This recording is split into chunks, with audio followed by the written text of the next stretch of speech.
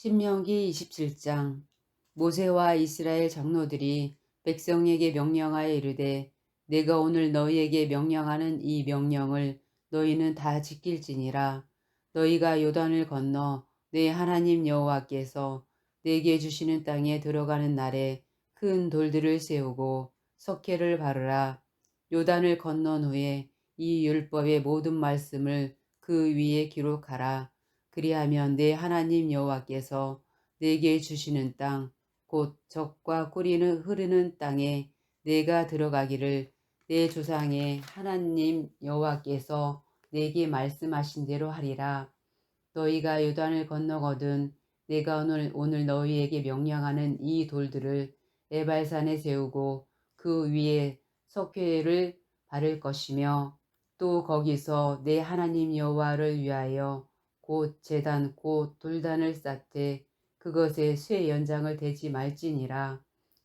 너는 다듬지 않는 돌로 내 하나님 여호와의 제단을 쌓고 그 위에 내 하나님 여호와께 번제를 드릴 것이며 또 화목제를 드리고 거기에서 먹으며 내 하나님 여호와 앞에서 즐거워하라. 너는 이 율법의 모든 말씀을 그 돌들 위에 분명하고 정확하게 기록할지니라. 모세와 레위 제사장들이 온 이스라엘에게 말하여 이르되 이스라엘아 잠잠하여 들으라. 오늘 내가 내 하나님 여호와의 백성이 되었으니 그런즉 내 하나님 여호와의 말씀을 청종하여 내가 오늘 네게 명령하는 그 명령과 규례를 행할지니라. 모세가 그날 백성에게 명령하여 이르되 너희가 요단을 건넌 후에 시므온과 레위와 유다와 이사갈과 요셉과 베냐민은 백성을 축복하기 위하여 그리심 산에 서고 르우벤과 갓과 아셀과 스불론과 단과 납달리는 저주하기 위하여 에발산에 서고 레이 사람은 큰 소리로 이스라엘 모든 사람에게 말하여 이르기를 장색의 손으로 조각하였거나 부어 만든 우상은 여호와께 가증하니 그것을 만들어 은밀히 세우는 자는 저주를 받을 것이라 할 것이요 모든 백성은 응답하여 말하되 아멘 할지니라. 그의 부모를 경솔히 여기는 자는 저주를 받을 것이라 할 것이요 모든 백성은 아멘 할지니라. 그의 이웃의 경계표를 옮기는 자는 저주를 받을 것이라 할 것이요 모든 백성은 아멘 할지니라. 맹인에게 길을 잃게 하는 자는 저주를 받을 것이라 할 것이요 모든 백성은 아멘 할지니라. 객이나 고아나 과부의 송사를 억울하게 하는 자는 저주를 받을 것이라 할 것이요 모든 백성은 아멘 할지니라. 그의 아버지의 아내와 동침하는 자는 그의 아버지의 하체를 드러냈으니 저주를 받을 것이라 할 것이요 모든 백성은 아멘 할지니라. 짐승과 교합하는 자는 저주를 받을 것이라 할 것이요 모든 백성은 아멘 할지니라. 그의 자매 곧 그의 아버지의 딸이나 아버지의 딸과 동침하는 자는 저주를 받을 것이라 할 것이요 모든 백성은 아멘 할지니라. 장모와 동침하는 자는 저주를 받을 것이라 할 것이요 모든 백성은 아멘 할지니라. 그의 이웃을 암살하는 자는 저주를 받을 것이라 할 것이요 모든 백성은 아멘 할지니라. 무죄한 자를 죽이려고 뇌물을 받은 자는 저주를 받을 것이라 할 것이요 모든 백성은 아멘 할지니라. 이 율법의 말씀을 실행하지 아니하는 자는 저주를 받을 것이라 할 것이요 모든 백성은 아멘 할지니라. 아멘. 사랑하는 교우 여러분, 구독자 여러분, 좋은 아침입니다. 우리 하나님께서 부족한 종을 통해 신명기 27장의 말씀으로 여러분에게 하나님이 주시는 그 은혜의 말씀을 선포하게 하십니다. 오늘 주시는 말씀으로 귀한 은혜 나누는 하루가 되시기를 주님의 이름으로 축원합니다. 어디를 가도 사방이 막혀 도무지 피할 길이 없을 때 우리는 이것을 사면 초가라 합니다. 일이 너무 커져서 막을 수가 없게 되었다든지 사람이 많이 다쳐 수술을 해도 죽게 생겼고 못해도 죽게 생겼고 어디서 어떻게 손을 써야 될지 몰라 막막하고 두렵고 어수선할 때 우리는 이것을 사면초가라 부르죠. 이와 같이 사면초가와 같은 일을 만날 때 사람에게 생기는 감정 변화는 두말할 것도 없이 불안감입니다.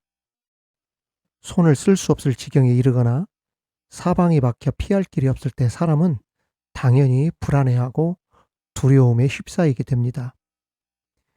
나라도 마찬가지죠. 국정이 안정이 되어야 외교적 관계가 호전이 되고 투자와 교역도 활발하게 일어나면서 나라도 부국강병으로 가게 되는데 반대로 사면초가 국정이 불안해지면 외교 관계에도 악영향을 미치게 되고 외교 관계가 불안하니 외국에서 우리나라에 대한 투자와 교역도 줄어들거나 빠져나가게 되고 결국은 그것이 경제 불안으로 이어지게 됩니다. 그리고 경제가 불안하게 되면 어떻게 됩니까? 국민들의 대다수가 미래에 대한 불안감을 많이 느낄 수밖에 없죠. 나라가 생기를 잃어버리게 되는 겁니다. 교회도 마찬가지입니다. 목사님 중심으로 당회가 안정이 되고 또 목사님은 강력한 리더십을 바탕으로 사람들 눈치 보지 않고 소신껏 평소 펼치고 싶었던 목회 계획을 실현해 나가야 교회도 평안하고 좋은 소문도 나고 교회도 부흥하는 교회가 되지. 교회가 당회부터 소란하고 목회자의 영적 권위는 무시당하고 목회자가 목회를 한다기보다는 당회원이 목회자만 앞세우고 뒤에서는 섭정 정치하는 것 마냥 뒤에서 목회자 컨트롤 하듯 목회를 하게 하면 목회자도 신바람이 나지 않고 즐거움도 없어지게 됩니다. 그러면 그 피해는 고스란히 누구에게 갑니까? 성도들에게 갈 수밖에 없죠. 목사님에게 날마다 피로도가 쌓이게 되어지고 그러면 이러한 스트레스나 피로도가 어디를 통해 나오게 되냐면 목사님은 무엇으로 이렇게 풀어갑니까? 설교를 통해 나오게 돼요. 가끔씩 설교 중에 답답하니까 막 소리를 지른다든지 막 성도를 훈계조로 훈계한다든지 그러니까 결국은 이 목회자의 스트레스가 어디로 가게 되느냐?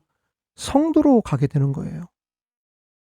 목사님 안식이 좋지 않고 말씀의 은혜가 되지 않는다 느끼게 되고 목회 전반에도 그것이 또 그 역순환이 되어 가지고 그 목회 전반에도 좋지 않은 목회들이 나타나게 되어지고 결국은 교회나 성도들의 불안감으로 연결이 되는 겁니다. 여러분, 이 소문이라는 것은 굉장히 발이 빨라요. 지역 사이에 막 주거지들이 늘어나고 대단지 아파트가 막 생긴다고 해서 막 교회를 막 자동적으로 찾아오는 줄 알았어요, 여러분? 그렇지 않습니다. 교회가 안정이 되지 않았다, 교회가 불안하다 이러면 말입니다. 교회를 사람들이 찾아오지 않게 됩니다. 교회 부흥도 기대하기 어렵게 되는 것이죠.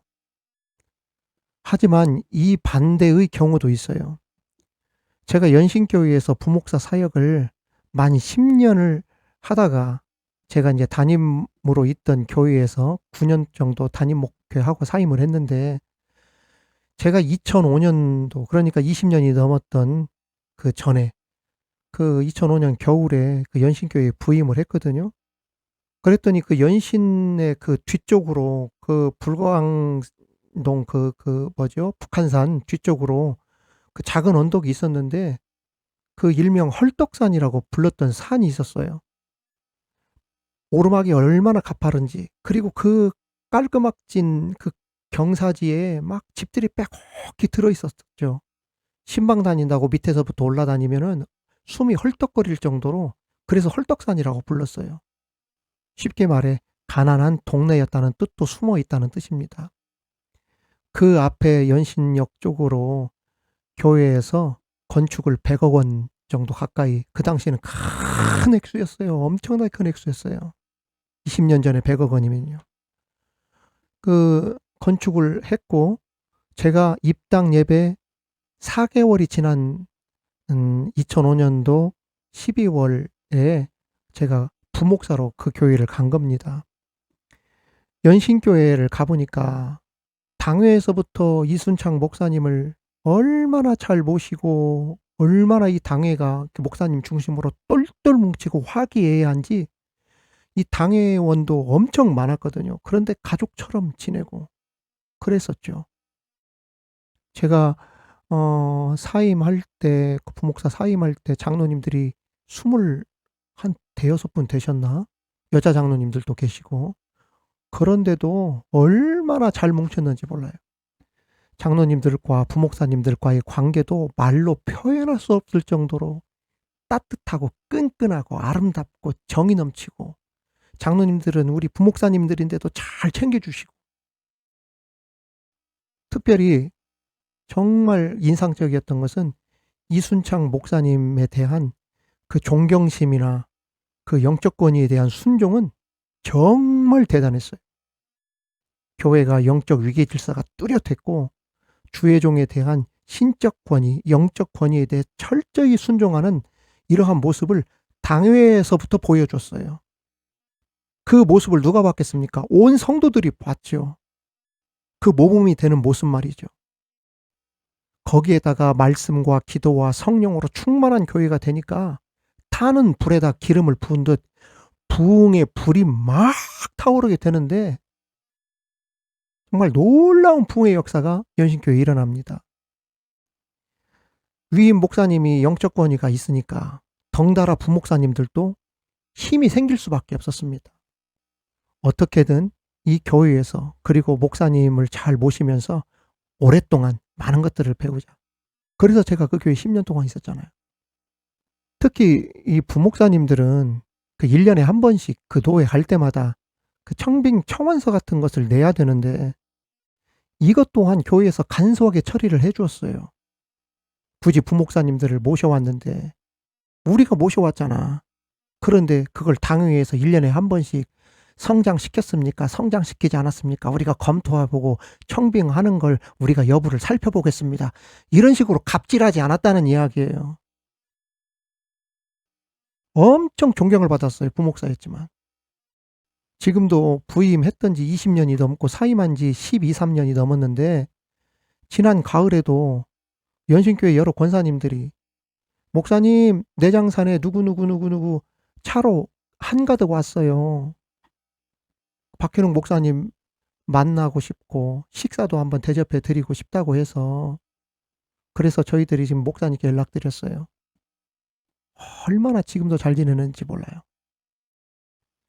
교회 분위기가 이렇게 안으로 끈끈하고 영적 위계 질서가 확실하고 주의 종의 신적 권위, 영적 권위에 철저히 순종하고 당회에서부터 이러한 모습을 보여주니까 목사님의 말씀에 그 권위가 막 생기게 될 수밖에 없지 않겠어요?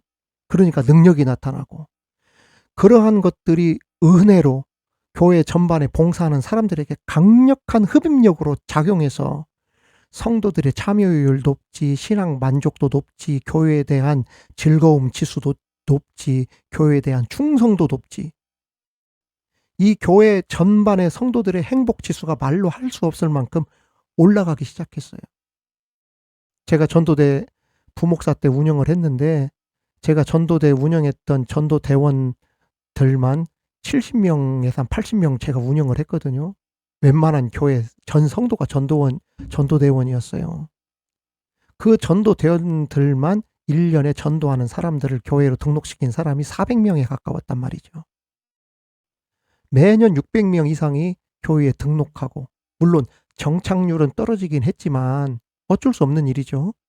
그래도 부임할 당시 600명, 한 500명 후반, 600명 조금 안 되던 교회가 제가 사임할 당시에 등록 교인만 4,300명, 작년부 출석만 2,000명까지 올려놓고 제가 담임으로 부임하게 되어드렸습니다. 2019년 연말이었을 거예요. 이순창 목사님께서 제게 연락이 오셨는데 박 박사, 박 목사, 내가 오늘 기분이 너무 좋고 내가 우리 박 목사에게 자랑 좀 하려고 약 좀 올리려고 전화했다. 이렇게 웃으시면서 그러시더라고요. 무슨 좋은 일 있으셔요? 내가 그랬더니 오늘 드디어 교회의 모든 빚을 다 갚았다. 12년 정도 만에 100억에 가까운 교회 빚을 다 갚고 헌당식을 이번 연말에 하신다고 하시면서 임직도 겸하여 하는데 박 목사가 그 임직식에 와서 기도 좀 해줬으면 좋겠다. 그 기도 부탁하려고 전화를 하신 거예요. 얼마나 기뻤던지. 제가 담임하는 교회는 아니었지만 얼마나 기뻤는지 몰라요. 여러분, 부흥하는 교회에는요, 무언가 있어요. 우리는 그걸 알아야 됩니다. 물론 우리 미드바르 교우들은 다 알고 계시지만 지금 내가 다니는 교회가 예전에는 부흥하고 좋았던 때가 있었는데 그때는 왜 부흥했고 지금은 그렇지 못하는가? 그에 대한 현실과 그에 대한 그러한 문제점을 살펴볼 필요가 있다는 것이죠. 뭐가 잘못됐는지 말입니다. 제가 사임을 했으니 편하게 말씀을 드리는 거지만 교회가 건축 중이었는데도 우리 장로님들이 다른 재정에 손을 대더라도 부목사님 포함 위임 목사님 전도사님들까지 주의 종들에 대한 사례비는 인상해라. 그래야 우리 교회가 복을 받는다. 만일 제 말이 거짓말 같으면 연신교회에다가 물어보시면 금방 답해 주실 것입니다. 실제 그랬거든요. 제가 교회에 있을 땐 속보이는 이야기 같아서 제가 이 이야기를 간증을 이야기하지 않았었어요. 그러나 지금은 제가 어떤 상태입니까? 사임했잖아요. 그래서 제가 이 말씀을 드리는 거예요. 이런 모든 결정들을 누가 해주셨느냐? 장로님들이 해주셨어요. 얼마나 훌륭하고 대단한지. 장로님 스스로가 내 돈 쓰면서 섬기라고 하나님께서 내게 이 귀한 직분 맡겨주신 것이지 영광 얻으라 주신 자리가 아니라고. 그분들의 신앙 고백들이 오늘 새록새록 생각이 납니다. 그래서 교회는 건물이 좋은 교회가 좋은 교회가 아니라, 즉 하드웨어가 아닌 소프트웨어가 좋은 교회가 좋은 교회라는 거죠. 교회의 구성원들 사이의 관계, 질서, 영적인 질서, 그리고 교회 안에 있는 그러한 말씀의 은혜, 그 뜨거운 기도의 능력들, 성령의 충만함들, 이러한 교회로 교회가 똘똘 담임 목사님 중심으로 하나가 되고 당회원들이 그러한 모범을 보여주고 이러한 교회가 되어야 교회가 소문난 교회, 힘있는 교회가 된다는 이야기예요.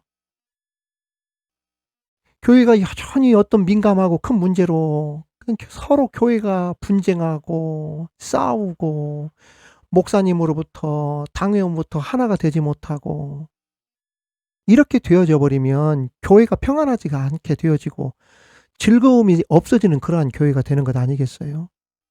담임 목사님이 힘이 쭉 빠지게 되는 거죠. 왜 힘이 빠질까요? 자기가 할 수 있는 게 없거든. 재정 권한이 있어, 아니면 인사권이 있어. 힘이 없어. 재정권도 없고 인사권도 없으니까. 다 당회에서 쥐고 있으니까. 그러면 담임 목사님이 다른 생각을 할 수도 있다는 것 아니겠어요? 모든 것들이 목회의 불안감으로 나타나고 이 불안감이 성도들의 불안감으로 나타나게 되는 것이죠.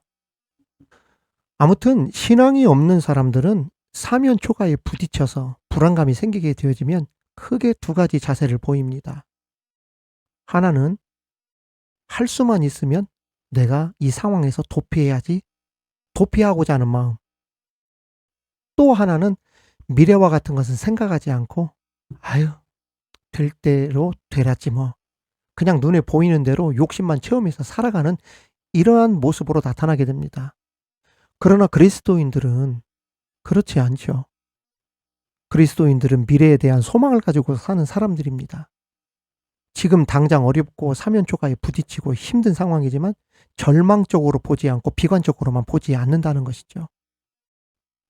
아무리 절망적이고 비관적으로 보인다 하더라도 우리 하나님께서 복이 되도록 만들어주신다는 확신이 있기 때문에 불안하고 어려운 일이 있다 하더라도 오히려 하나님께서 이 고난을 통하여 더 좋은 것을 주실 줄 믿습니다. 이렇게 생각하면서 이겨나간다는 거예요. 할렐루야. 어렵기 때문에, 사방이 막혔기 때문에 오히려 하나님을 만나게 되었고 기도하게 되었고 예배하게 되었고 하나님을 찾게 되었습니다. 이러면서 하나님 말씀 붙들고 일어선다는 거예요. 이게 그리스도인이라는 겁니다. 오늘 성경을 통해 주시는 하나님 말씀이 바로 이것입니다. 오늘 말씀 1절 보십시오. 모세와 이스라엘 장로들이 백성에게 명하여 이르되 내가 오늘 너희에게 명령하는 이 명령을 너희는 다 지킬지어다. 이 말씀의 내면에는 가나안 땅을 정복하고 원수들을 물리치고 그 땅을 차지하는 일이 쉽지 않겠지만 너희들 두려워하지 말아라. 겁내지 마라. 불안해하지 말아라. 내가 네게 명한 말씀대로 지켜 행하면 너는 승리할 것이다. 이 뜻이 담겨 있는 말씀이라는 겁니다. 내가 너에게 명령한 이 명령 지키면 너는 승리할 것이라는 것이죠. 특별히 5절 7절 보시면 이런 말씀이 있어요. 또 거기서 네 하나님 여호와를 위하여 제단 곧 돌단을 쌓되 그것에 쇠 연장을 대지 말지니라. 너는 다듬지 않은 돌로 네 하나님 여호와의 제단을 쌓고 그 위에 네 하나님 여호와께 번제를 드릴 것이며 또 화목제를 드리고 거기에서 먹으며 네 하나님 여호와 앞에서 즐거워하라. 이 말씀에서도 보면 중요한 두 가지 사실을 가르쳐주고 있습니다. 하나는 우리에게 승리의 축복, 두려움을 이기고 불안을 이기는 축복은 무엇을 통해 주어지게 된다? 여러분 한번 따라 합시다. 예배를 통해 주신다. 예배를 통해 하나님께서 모든 불안함, 사면 초가의 어려움들, 두려움들을 예배를 통해서 이기게 해주신다는 거예요. 그래서 우리에게 가장 중요한 것은 뭐냐? 하나님의 말씀을 듣는 거예요. 그리고 하나님의 허락을 예배를 통해 받아야 하고 결정해야 한다는 겁니다. 또 하나는 중요한 건데요. 하나님께서 이스라엘 백성들에게 제단을 쌓는데 정으로 다듬지 못하게 하셨다는 겁니다. 울퉁불퉁하고 투박하고 멋대가리 없고 거칠고 삐쭉삐쭉한 자연석 그대로 단을 만들어 쌓고 거기에서 제단을 쌓고 예배를 드리라. 하나님 이렇게 말씀하셨다는 거예요. 왜 하나님께 예배를 드리고 제단을 쌓는데 투박하고 다듬지 못해 울퉁불퉁한 그러한 제단을 쌓게 했느냐? 우리가 생각할 때는 정으로 다듬어서 어떠한 그 돌을 깎아내는 기계로 깨끗하게 밀어서 매끈매끈한 대리석처럼 제단을 쌓아야 하나님이 기뻐하실 것 같은데 하나님 그 반대였다는 겁니다. 있는 그대로 드리라는 거예요. 왜 투박하고 다듬지 못해 울퉁불퉁한 그러한 제단을 쌓게 했느냐? 이 제단의 모습이 하나님 앞에 서 있는 우리들의 모습이라는 것을 하나님 말씀해 주고 있다는 것입니다. 여러분, 우리가 완전하기 때문에 하나님 앞에 서는 것 아닙니다. 완벽하기 때문에 하나님의 백성이 된 것도 아니고 우리는 본래 울퉁불퉁하고 투박하고 거칠고 삐쭉삐쭉한 모난 우리들인데 하나님께서 우리를 사랑하셔서 무조건적으로 그 하나님의 은혜로 하나님의 자녀를 삼아 주셨다는 것이 바로 이 제단이 우리에게 주시는 영적 의미라는 거예요. 그렇습니다. 있는 모습 그대로 하나님 앞에 나오라는 거예요. 너의 있는 성격 그대로, 네 모습 그대로, 네가 가지고 있는 아픔 그대로, 기질 그대로, 문제 그대로 가지고 나와라. 뭘 하나님 앞에 서려고 막 완벽해져 가지고 하나님 앞에 나오려고 그렇게 하느냐. 오히려 그것은 주님의 능력을 무시하는 것이 되는 거예요.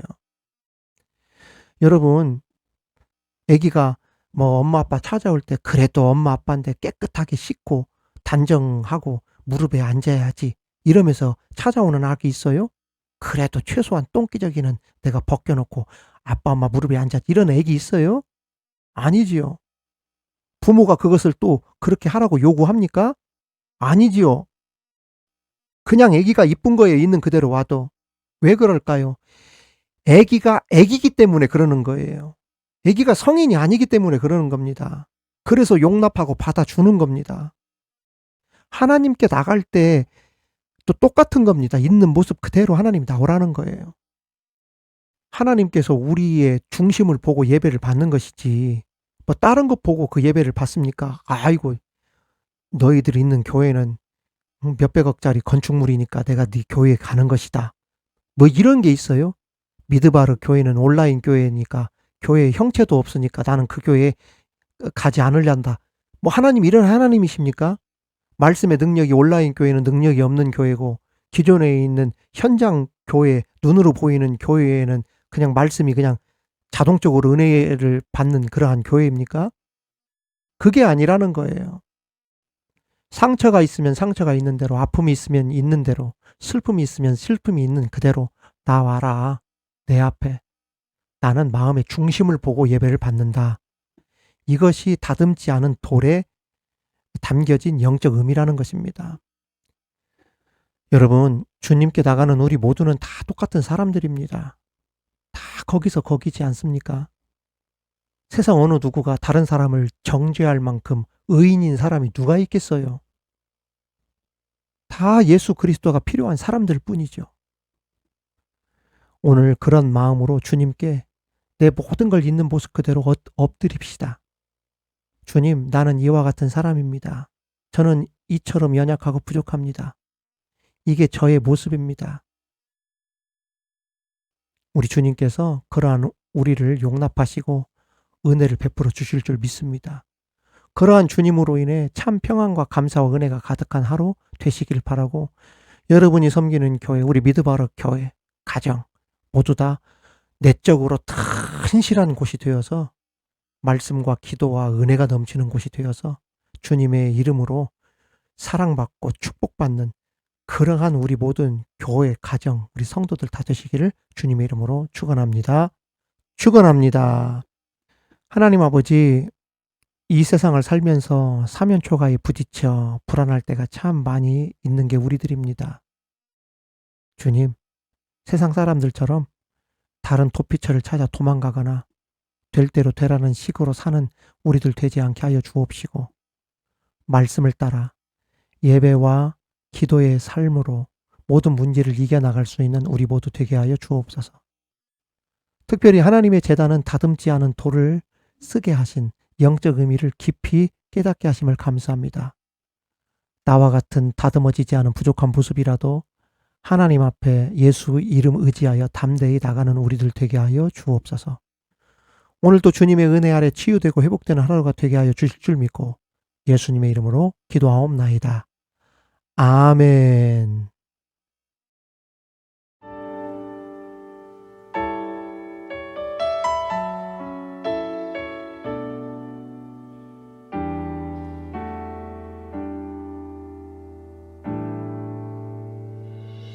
내 모습 이대로 사랑하시네. 연약함 그대로 사랑하시네.